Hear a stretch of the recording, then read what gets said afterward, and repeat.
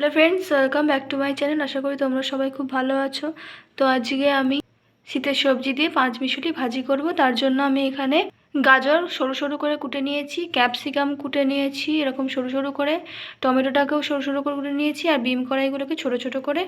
আর এখানে নিয়ে নিয়েছি হচ্ছে পেঁয়াজ কুচি। এখানে আমি একটা পেঁয়াজ নিয়ে নিয়েছি। এখানে আমি পরিমাণ মতো বাঁধাকপি নিয়ে নিয়েছি এবং বাঁধাকপিটা আমি জলে দিয়ে একটুখানি নুন দিয়ে ভাপিয়ে নিয়েছি। তো আমি এখানে কড়াই বসিয়ে দিয়েছি এবং কড়াইতে 2 পলা মতো সর্ষের তেল দিয়ে দিয়েছি। সর্ষের তেলটাকে হালকা একটু গরম করে নেব।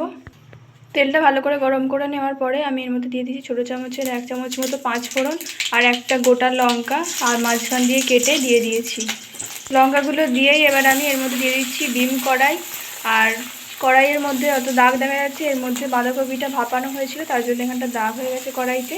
তারপরে আমি বিম কড়াই যেগুলো ছিল সবগুলো বিম কড়াই দিয়ে দিচ্ছি আমি কড়াইয়ের মধ্যে। তো আমি এর মধ্যে অল্প একটুখানি নুন দিয়ে দিয়েছি।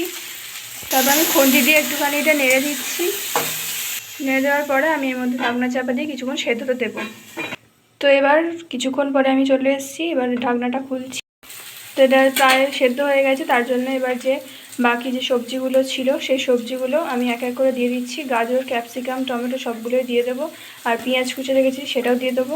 তো শীতের সবজি তোমরা আরও যেগুলো আছে দিতে পারো, যেমন মটরশুঁটি দিতে পারো, তারপরে আর যে আছে হচ্ছে পেঁয়াজ কলি দিতে পারো, তারপরে আলু দিতে পারো। তো এগুলোও তোমরা অ্যাড করতে পারো, কিন্তু আমি এগুলো অ্যাড করিনি, তোমরা চাইলে অ্যাড করতেই পারো। তো এরপর আমি টমেটো দিয়ে দিয়েছি এবং যে পেঁয়াজটা কুটে রেখেছিলাম সেটাও দিয়ে দিয়েছি। দিয়ে সবকটি আবার খুব ভালোভাবে একসাথে মিশিয়ে দিচ্ছি। তো এইখানে সবকটি উপকরণ মিশিয়ে দেওয়ার পরে আমি একদম দিয়ে দিচ্ছি অল্প একটুখানি পরিমাণে রসুন বাটা। তোমরা চাইলে রসুনটা কুচিয়েও দিতে পারো। তো সবকটি উপকরণ ভাজা ভাজা হয়ে গেলে আমি একদম লাস্টে একবার দিয়ে দিচ্ছি বাঁধাকপি যে ভাপিয়ে রেখেছিলাম সেই ভাপানো বাঁধাকপিটাকে। বাঁধাকপি দিয়ে আমি সবকটি উপকরণ আবার খুব ভালোভাবে মিশিয়ে নিচ্ছি।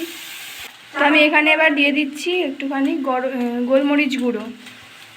তো সবকটি উপকরণ মিশিয়ে দেওয়ার পরে আমি এর মধ্যে দিয়ে দিচ্ছি 1 চা চামচ মতো চিনি। তো চিনিটা অপশনাল, তোমরা চাইলে দিতে পারো, না চাইলে না দিতে পারো। তারপরে আমি সবকটি উপকরণ আবার খুব ভালোভাবে মিশিয়ে দিচ্ছি।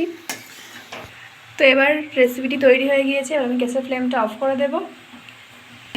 তো এই রেসিপিটি ভালো লাগলে লাইক করে দিও। চ্যানেল যদি নতুন থাকো তাহলে চ্যানেলটি সাবস্ক্রাইব করে পাশে থাকা বেল আইকনটি প্রেস করে দিও, যাতে আমার সমস্ত ভিডিও নোটিফিকেশন তোমাদের কাছে সব থেকে পৌঁছে যায়। আর এটি তোমরা রুটি দিয়ে খেতে পারবে, ভাত দিয়ে, টাকনা দিয়ে খেতে পারবে। আর দেখাচ্ছ অন্য কোনো ভিডিওতে, তাদের সাথে ভালো থাকবে। আর রেসিপি একবার ট্রাই করে দেখো, শীতকাল স্পেশাল।